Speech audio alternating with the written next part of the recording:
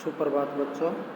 हमने पीछे अमर शहीद अध्याय नंबर 14 लक्ष्मी नारायण रंगा के द्वारा रचित अध्याय को शुरू किया था, जिसमें हमने उनके जीवन परिचय के बारे में यानी लक्ष्मी नारायण रंगा जो कथाकार हैं या कह सकते हैं एकांकी के रचनाकार के जीवन परिचय के बारे में पढ़ा, रचनाओं के बारे में पढ़ा। फिर इस पाठ परिचय के बारे में भी हमने पढ़ा कि किस प्रकार से जो हमारे प्रेरणा स्रोत वीर शिरोमणि सागरमल गोपा किस तरह से राजस्थान में जो स्वतंत्रता आंदोलन जिस समय चल रहा था यानी पूरे भारतवर्ष के अंदर, तो उसमें किस तरह से वो अपना प्राण न्यौछावर कर देते हैं, अपना जीवन न्यौछावर कर देते हैं, अपने को शहीद कर देते हैं, लेकिन वो किसी भी प्रकार से उन जो अत्याचारी थे उनके आगे नहीं झुकते। तो इनके बारे में आज हम शुरू कर रहे हैं, जो काफ़ी एक लंबा अध्याय है बच्चों, तो आप क्रम से देखते जाएंगे। ये एकांकी यानी एक नाटक के रूप में है, सीरियल वाइज इस तरह हम देखते जाएंगे इसको। तो सबसे पहले हम पात्र परिचय के रूप में इनको देखते हैं कि जो सागरमल गोपा हैं वो एक 46 वर्षीय स्वतंत्रता सेनानी, धोती कुर्ता पहने हुए हैं, हाथ में हथकड़ियाँ और पाँव में दोहरी बेड़ियाँ, दोहरी मतलब दो दो तरह की बेड़ियाँ डाल रखी हैं उनके। और गुमान सिंह रावलोत जहाँ वहाँ के पुलिस अध्यक्ष होते हैं, और जेलर कर्णीदान जो जैसलमेर जेल के इंचार्ज होते हैं, और बिरबल मुनका सोहेल अहमद कलर, ये दो प्रकार के जो सिपाही होते हैं। जहाँ पर उस मंच का रूप में दिखाया गया बच्चों यहाँ पर किस प्रकार से एक एकांकी के अंदर जो पात्र हैं, ये पात्र के रोल के रूप में ये पूरे एकांकी इनके इर्द गिर्द है। तो आगे हम इनकी देखते हैं कि किस प्रकार से 3 अप्रैल 1946 दोपहर का समय है, पर्दा उठने पर यानी एक एकांकी रंगमंच की बात हो रही है, जहाँ स्टेज जिस हम स्टेज कहते हैं, स्टेज के ऊपर इस प्रकार के जो स्वतंत्रता आंदोलन के सेनानी सागरमल गोपा और अपनी प्राणों को न्यौछावर करते हैं, किस तरह उन पर अत्याचार किया जाता है, तो उनके बारे में है। तो इसको पर्दा उठने पर जेलर की कोठरी का आंतरिक भाग दिखाई देता है। सामने की दीवार में लोहे का दरवाज़ा खुला है, रंगमंच के बीच सागरमल गोपा बैठा है, उसके हाथ पीछे करके उल्टी हथकड़ी लगाई हुई है, यानी कि हथकड़ी होती है जिस तरह हाथों में डाली होती है, आगे की तरफ हाथ करके होती है शरीर से, लेकिन उनके पीछे की तरफ करके हथकड़ी लगाई हुई है, तथा पाँव में बेड़ियाँ बंधी हुई है। बेड़ियों के कारण उनके पाँव में घाव पड़ गए हैं, उनसे खून बह रहा है। सागरमल गोपा ने धोती कुर्ता पहन रखे हैं, जो मेले कुचेले हैं, बैंतों से बार बार पीटने से कपड़े जगह जगह से फटे हुए हैं, तथा उन पर खून के दाग लगे हुए हैं। सागर के चेहरे पर गहरी वेदना के चिन्ह है, यानी एक दर्द छुपा हुआ है उनके चेहरे के अंदर नज़र आ रहा है उनके चेहरे पर। तो वह हिलता है तो दर्द से हल्की चीख निकल जाती है, यानी कि इतना बेरहमी से अमानवीय रूप से उनको यातनाएं दी गई थी बच्चों। वह दांत भींचकर दर्द को दबाने की कोशिश करता है, पर यानी कि उसके पीछे भी उनके हल्की सी वो चीख दर्द की निकल ही जाती है, और पर नीचे के अंगों में मिर्ची की लुड्डी चढ़ाने के कारण उसके थोड़े हिलते ही तेज चीख बरबस से निकल भी जाती है। यानी उनके जो घाव थे, जख्म थे शरीर के ऊपर, उनके अंदर मान लो ऐसे नमक मिर्च डालकर भी ऐसे अमानवीय यातनाएं दी गई थी झुकाने के लिए, लेकिन वो एक शेर जैसा मान लो जो वीर था, वह उस दर्द को भी सहन करता हुआ अपने स्वामी भक्ति या कह सकते देशभक्ति को दिखाता जा रहा था। यहाँ पर पीछे के दरवाजे में गुमान सिंह रावलोत खूनी बेड़िए की सी नज़र और मुस्कान लिए खड़ा नजर आता है। तो हम पात्र कोट में हमने देखा था, जो ये गुमान सिंह रावलोत जो वहाँ का पुलिस अध्यक्ष था, किस प्रकार से वो यातनाएं कर रहा था सागर के ऊपर। तो फिर वो मतलब खड़ा नजर आता है और वो चिल्लाकर कहता है, चीख कर, नहीं नहीं नहीं, यह पीड़ा, यह अपमान, यह आग अब सही नहीं जाती। मतलब सागर कहता है, जो सागरमल गोपा है, उस जो ये पुलिस अध्यक्ष आता है, तो उसको देखकर ऐसे कहता है कि ये ऐसा अपमान तुम क्यों कर रहे हो, ये जो अब आग अब है ना, ये अब मुझसे सही नहीं जाती। तो गुमान क्या कहते हैं फिर, नमस्कार, सही नहीं जाती तो महारावल जवाहर सिंह से माफ़ी मांग लो। यानी वहाँ के जो महाराजा थे, महारावल थे, उनसे बोला कि तुम माफ़ी मांग लो तो तुम्हें छोड़ दिया जाएगा, क्योंकि ये सब गद्दार थे, यानी ये भारतीय होते हुए भी किस प्रकार से अंग्रेजों से थोड़ी सी सहानुभूति पाने के लिए अपने देश के साथ गद्दारी कर रहे थे, अपने देश के साथ मतलब एक तरह से द्रोह कर रहे थे। तो देश के साथ वो मान कह सकते हैं अपने ही देश के साथ वो इस तरह से गद्दारी द्रोह करते हुए विदेशियों को साथ दे रहे थे। तो फिर आगे सागर कहते हैं माफ़ी, किस बात की माफ़ी, कौन से अपराध के लिए माफ़ी? भाई मैंने अपराध क्या किया है या कौन सा अपराध की बात कर रहे हो? मैंने कोई अपराध नहीं किया है। तो फिर किस प्रकार से आगे गुमान और जो सागर है उनके बीच में आपसी में बात चलती रहती है बच्चों, आप देखते जाएंगे क्रमानुसार अपनी बुक के अंदर। गुमान कहते हैं सागर अगर एक अपराध हो तो बताओ, देशद्रोह करके तुमने जो जैसलमेर की नाक कटवा दी, मतलब तुमने जैसलमेर के जो हमारा जो राज है इसके साथ तुमने राजद्रोह किया है, देश से बगावत की है तुमने उसे, और हमारे सामान को भी गिराया है बगावत करते हुए। इस तरह से तूने जैसलमेर की नाक कटवा दी। नाक कटवाने का मतलब होता है सामान को गिराना, यानी हमारा अपमान किया है। और फिर सागर कहते हैं देशद्रोह करके नाक ऊँची करवा दी। फिर नाक ऊँची करवा दी गुमान सिंह सारे देश में, सारी दुनिया में। तो उसने कहा भाई राष्ट्र प्रेम, तो यानी कि तुम मुझे कह रहे हो कि मैंने राजद्रोह करके तुम्हारी नाक कटवा दी है, लेकिन मैंने तो राष्ट्र प्रेम किया है। और राष्ट्र प्रेम करके जो नाक ऊँची की है वो पूरे देश के अंदर पूरी दुनिया में जाएगा, पूरी दुनिया देखेगी कि मैंने किस तरह से अपने देश के लिए, आज़ादी के लिए, अपने देश के मान जो विरुद्ध है जो विरोह कर रहे हैं या अपने जो ऐसे देश विरोहियों को मैं उनके खिलाफ खड़ा हुआ हूँ जो हमारे देश के अंदर जिसने कब्जा करके बैठे हैं उनके साथ दे रहे हैं।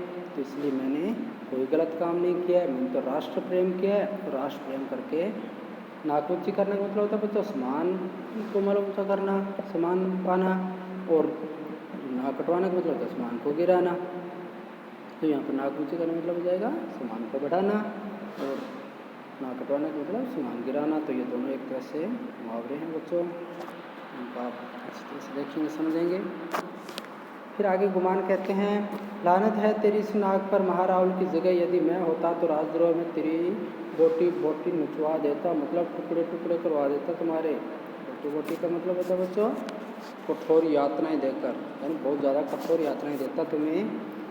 अगर तुम इस तरह से अगर मैं उनकी जगह होता तो तुमने राजद्रोह किया है, देश के प्रति गद्दारी की है, अपने मालूम राज्य के प्रति उन्हें गद्दारी की है, इसलिए तुम्हें इससे भी और कठिन यातनाएं देता।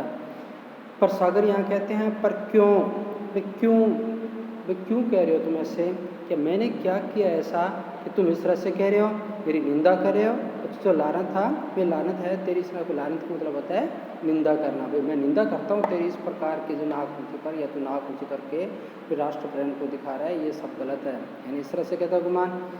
सागर कहता है पर क्यों, मैंने इससे क्या कर दिया है, या मैंने तुम मेरी इस तरह निंदा क्यों कर रहे हो, मैंने ऐसा क्या माल बुरा किया है कि तुम ऐसा कह रहे हो। तो फिर गुमान कहता है इसलिए कि तुमने अन्नदाता के साथ गद्दारी की, तुमने जैसलमेर राज्य का गुंडा शासन और रघुनाथ सिंह का मुकदमा किताबें लिखी, महारावल को डाकू खूनी हिंसक और आतताइयों का रक्षक कहा। तो बच्चों ये आतताई वही उन अंग्रेज़ों के लिए कहा गया यहाँ पर जो अत्याचारी हैं, हमारे देश पर अत्याचार कर रहे हैं। तो आतताई कहते हैं ऐसे अत्याचारी शासन के विरुद्ध वाले कह रहे हैं कि तुमने उन आतताइयों का रक्षक माना है हमें, इस राज्य को जंगल का राज्य का है। यानी तुम इस तरह से अपने मन में ऐसी किताबें लिखी है जनता के प्रति, जो राजा महारावल है उनके खिलाफ उन जनता को किस तरह से विद्रोह के लिए मालूम उनको किया है। तो उन्हें इस तरह से अपनी लिखते हुए इस तरह से मालूम एक स्वतंत्रता की चेतना को फैला रहे हो। तो ये तुम सब महारावल के खिलाफ कर रहे हो, ये तुम्हारी गद्दारी है और क्या है।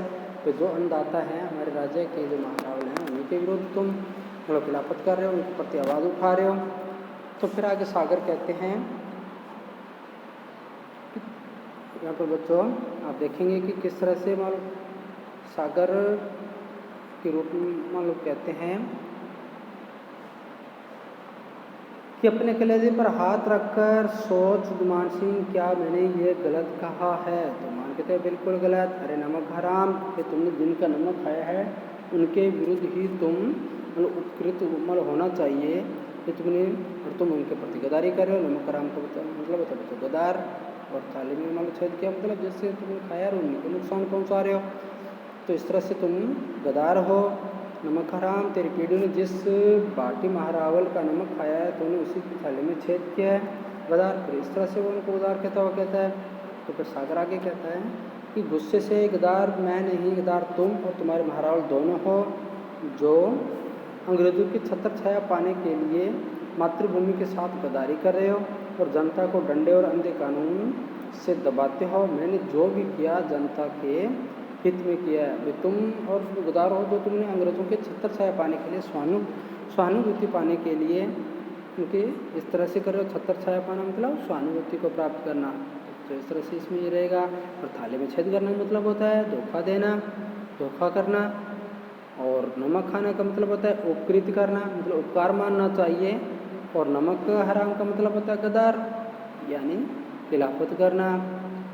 तो इस तरह से यहाँ पर बच्चों रुखसाना का मतलब होता है उत्तेजित करना, यानी जो सामने वाला है उसको इस तरह से प्रेरित करना भी कह सकते हैं बच्चों। यहाँ पर कि प्रेरित करते हैं किसी के प्रति, किसी के खिलाफ गद्दारी के जो लोग कह सकते हैं, जो इस तरह से जो गद्दारी करते हैं देश के साथ उनके प्रति, या ऐसे अत्याचारी होते हैं उनके प्रति एक तरह से उकसाना उनको, या उनको प्रेरित करना किसी गलत कार्य के प्रति, उनके अंदर उनकी उसकी खिलाफत करने के लिए।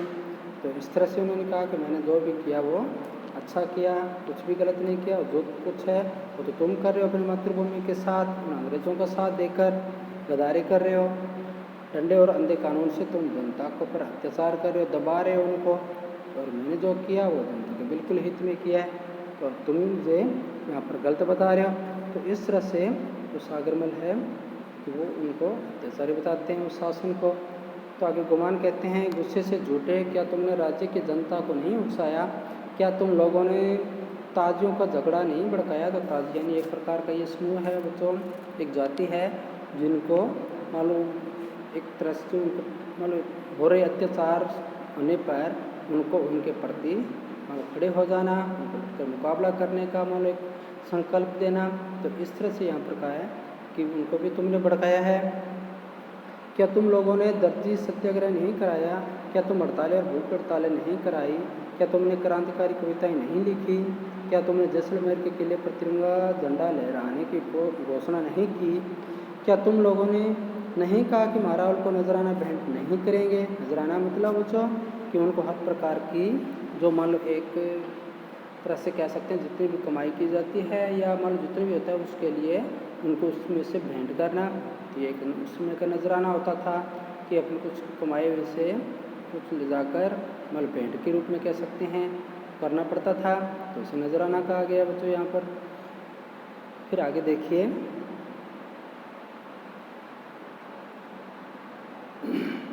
क्या तुम लोगों ने संकल्प नहीं किया कि महारावली के सामने सिर नहीं झुकाएंगे? बोल बोल तुम लोगों ने ये सब किया या नहीं? यानी यहाँ पर गुमान सिंह उसे इस तरह से अपने मालों से उतारने के लिए या उसको ये सब जुर्म कबूल करने के लिए यहाँ पर उकसा रहे हैं कि बोलो तुमने ऐसा किया कि नहीं किया। तो इस तरह से आगे मालो सागर क्या कहते हैं कि किया किया किया 100 बार किया, 1000 बार करूँगा। मतलब आगे मैंने 100 बार तो कर चुका हूँ और अब 1000 बार भी करूँगा। मेरे जीवन का ध्येय ही है, या मेरे जीवन का एक निश्चय है कि एक अब लक्ष्य यही है, या मैंने मन में अपने ऐसा धारण भी कर लिया है कि मैं ऐसा करता रहूँगा जब तक मेरा जीवन है। जैसलमेर की प्रजा को जागृत कर सामंती अत्याचारों को नष्ट करना, इसके लिए मैं अपने प्राणों की बाजी तक भी लगा देना चाहता हूँ। यानी अपने प्राणों की बाजी लगा दूंगा, लेकिन मैं इस अत्याचारी शासन के सामने नहीं झुकूंगा।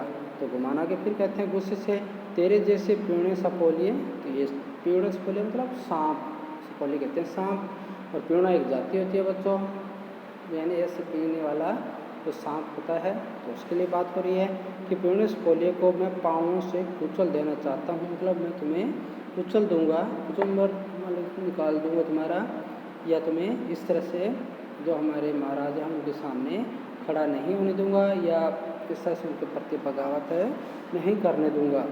तो इस तरह से मान लो यहाँ पर कहना चाहते हैं और गुमान कहते हैं। तो सागर क्या कहते हैं, गुमान सिंह तुम्हारे डायर और वो डायर मेरी आवाज़ दबा नहीं सकते। तो मतलब उस समय बच्चों डायर जनरल थे वो यहाँ पर के गवर्नर थे, तो उनकी बात हो रही है यहाँ पर। मैं तुम्हारे जो डायर है या वो डायर है वो मैं मेरी आवाज़ में नहीं दबा सकती, यानी कि तुम और तुम्हारे जो डायर है गवर्नर है मेरी आवाज़ बिल्कुल भी नहीं दबा सकते। मैं इस अत्याचार को और नहीं सहूँगा और मैं इस जनता को आपके प्रति एक क्रांतिकारी के रूप में खड़ा करके ही छोड़ूंगा। तो इस तरह से कहते हैं तुम्हारा महारावल और सामंत मंडल मेरी आवाज़ से हिल उठेगा। मेरी आवाज़ वो आग है जो तुम्हारी राक्षसी सामंती व्यवस्था को शमशान बना देगी, मतलब जलाकर राख कर देगी। तुम्हारी मौत का पैगाम बन जाएगी कि तुम्हारा अंत हो जाएगा, इस अत्याचारी शासन का अंत हो जाएगा। तेरे मेरे सांसों की एक फूंक से तुम्हारा जुर्म का राज्य ताश के महल की तरह ढह जाएगा। तो ताश के महल की तरह मतलब होता है बच्चों, यानी एकदम कमज़ोर, जो तुम्हारा ये जो कमज़ोर अत्याचारी शासन है वो एकदम नष्ट हो जाएगा। यानी जिस दिन ये पूरी जनता जागरूक होकर चेतनात्मक रूप में होकर अगर खड़ी हो गई या क्रांतिकारी बनकर खड़े हो गए तो उस दिन ये तुम्हारा जो कमज़ोर ताश का जो महल है ये नष्ट हो जाएगा। यानी इस तरह से मतलब कहते हैं कि इस तरह क्रांति की लहर जब चल पड़ती है तो किस तरह से जो आतंक है उसका अंत होता है बच्चों। तो इस तरह से यहाँ पर सागर कहते हैं। फिर आगे गुमान कहते हैं चीख कर और चुप कर कमीने, ये सामंती व्यवस्था तो शमशान बनेगी या नहीं, मेरी मौत का पैगाम आएगा या नहीं, पर तेरी मौत तेरे सिर पर अवश्य मंडरा रही है। यानी यहाँ पर वो कहते हैं कि मेरी मौत की तो बात कर रहा है या इस शासन की बात कर रहा है, इसका अंत होगा कि नहीं होगा, लेकिन तेरी मौत तो तेरे सर पर अवश्य ही मंडरा रही, मतलब तू तो मौत के मुँह के भी बैठा है, कब तेरी मौत आ जाएगी तो मैं नहीं पता, ठहर अभी बताता हूँ। ज़ोर से पुकार कर, यानी कि किसी जो वहाँ के जो सिपाही थे उनको पुकारते हैं। बिरबल मुनका सोहिल अहमद कलर, तो बाहर से तीनों की आवाज़, मतलब बाहर से तीनों एक साथ जब उनको पुकारा जाता है तो फिर वो किस तरह से आवाज़ करते हुए दौड़ते हुए आते हैं। तीनों कहते हैं एक साथ हुक्म रावलोद जी, यानी हुक्म सरकार, जो भी आप कहना चाहते हो। तो गुमान कहते हैं सिपाहियों से कह दो कि इस आज़ादी के कुत्ते को थप्पड़े, लातें, घुसें, लाठी, घुंटों की ठोकरें, घुंटों मतलब जूतों की ठोकरें मार मार कर इसका कुचंबर निकाल दे। तो कुचंबर निकाला मतलब कुचलना, यानी कि इतना बुरी तरह से इसकी पिटाई करो कि ये सब जो इसकी जो हिम्मत है, ये इस प्रकार को कहने की जो हिम्मत है ये सारी टूट जाए, ये इसकी हिम्मत है ये हार जाए, ये कुछ न बोल सके, इसका इस तरह से मार मार कर इसको कुचल डालो। तो फिर बिरबल बाहर से ही, चलो सिपाहियों निकाल लो अपने हाथों पाँव के वट मतलब जो मेरे हाथों पाँव के अंदर वट यानी जो बल पड़ चुके हैं उनको सीधा कर लो, यानी हाथ पाँव जो हल्के कर लो। तो सिपाही आते हैं, कोई थप्पड़ मारता है, कोई बूट की ठोकर, कोई पीठ पर घूंसा मारता है, कोई लाठी मारता है। तो इस तरह से बच्चों वहाँ पर अमानवीय यातनाएं कर देते हुए इस तरह से जो क्रांतिकारी वीर क्रांतिकारी जो भारत के शेर सागर हाय हाय करता है और थोड़ी देर ये मारपीट चलती है, फिर वे सागरमल को ज़मीन पर गिरा देते हैं। उसके पाँवों पर सिपाही खड़े हो जाते हैं और ज़ोर से चीखता है। गुमान सिंह व सिपाही ज़ोर से हंसते हैं। सागरमल तड़प कर बेहोश हो जाता है। यानी इस प्रकार से उनको मानवीय कह सकते हैं अमानवीय, यानी एक मानव के साथ दूसरा मानव इस प्रकार की यात्राएं नहीं देता, ऐसा क्रूर व्यवहार नहीं करता, इस प्रकार का वो व्यवहार करते हैं। और किस तरह से एक वीर जो क्रांतिकारी था वो उस दर्द को सहता हुआ तड़प कर बेहोश हो जाता है। फिर आगे गुमान कहते हैं फेंक दो इस जिंदा लाश को। सिपाही बेहोश सागरमल को घसीट कर रंगमंच के एक तरफ डाल देते हैं। इसी समय जेलर दरवाजे में से आता है और वह सागर की ओर ध्यान से देखता है। और गुमान कहते हैं आगे कि अभी मरा नहीं है जेलर साहब, अभी तो इसे तड़प तड़प कर मरना है, वो सजा दूंगा कि यह।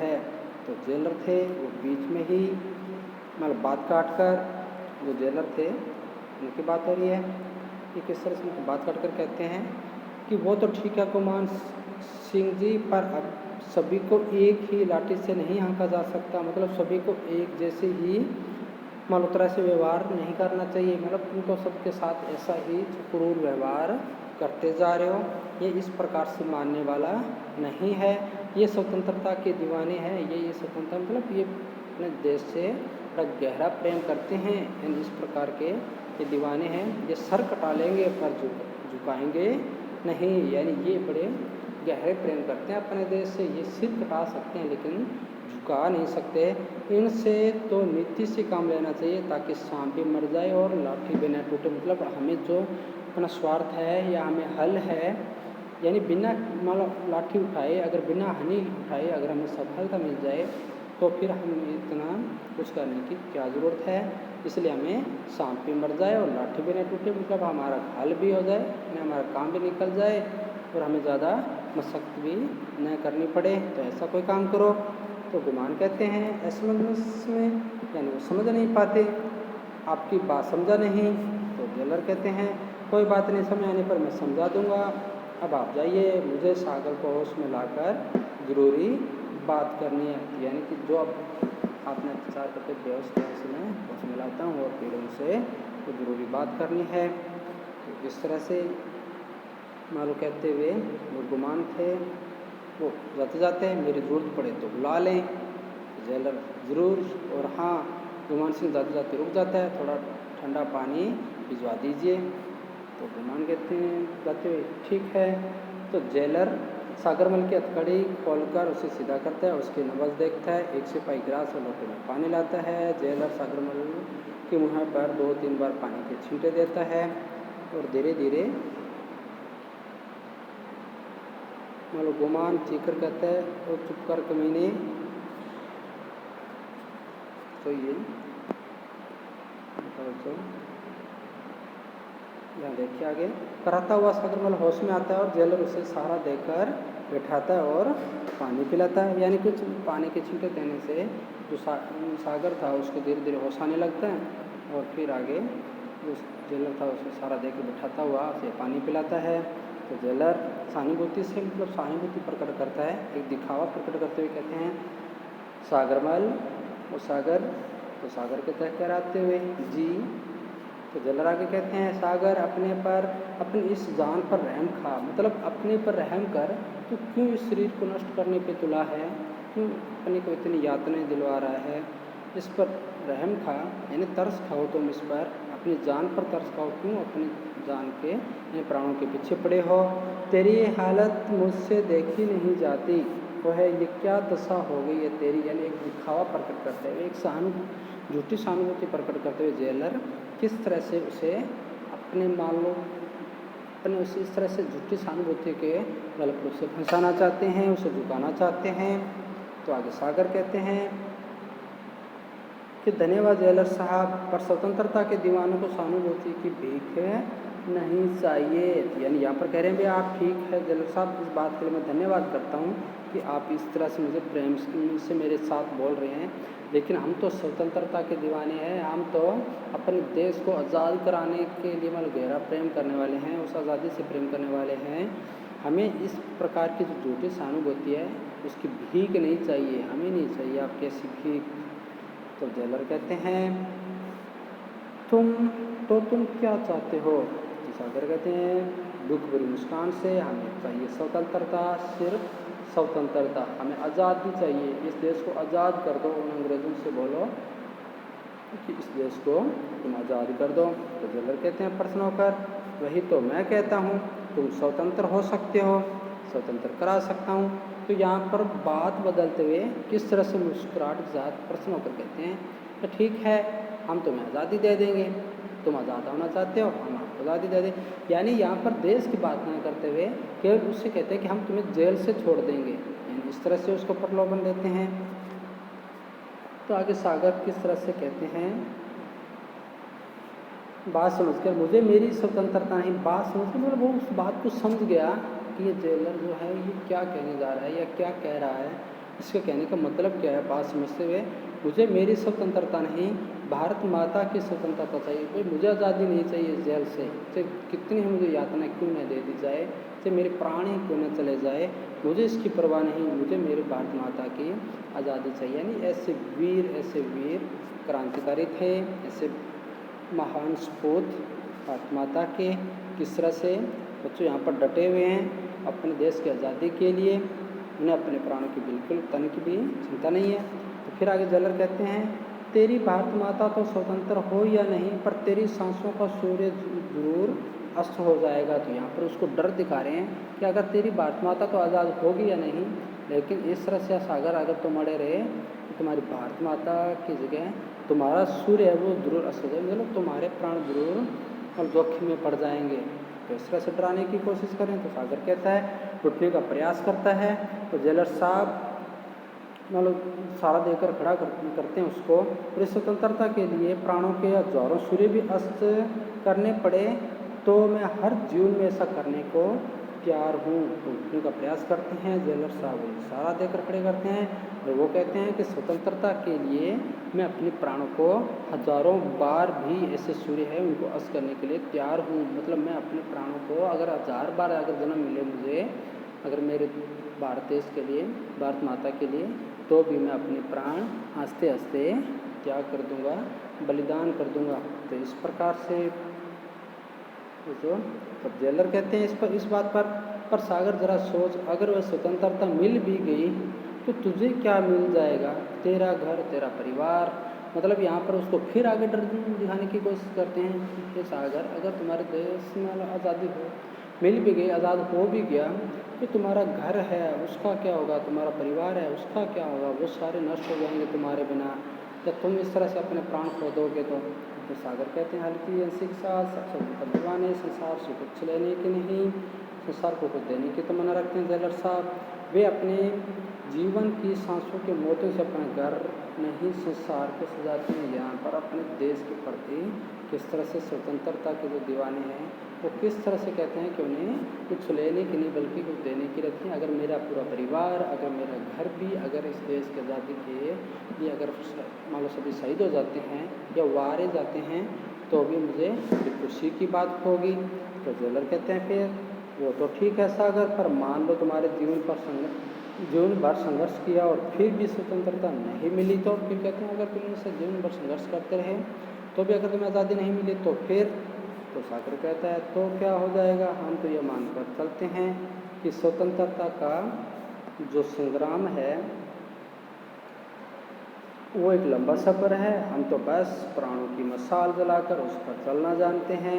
अब कितना चल पाएंगे, कितना बढ़ पाएंगे, ये कौन जानता है। यानी कि भविष्य को किसी ने नहीं देखा कि कितना है, हम तो एक अपनी मंजिल स्वतंत्रता को मान लिया, हम उस रास्ते से चलते जाएंगे उस मिसाल को जलाते हुए। अब आगे हम कहाँ तक जाते हैं, कहाँ तक पहुँच पाएंगे, ये तो ईश्वर पर नहीं, भगवान पर निर्भर है। हम तो आगे से आगे बढ़ते जाएंगे।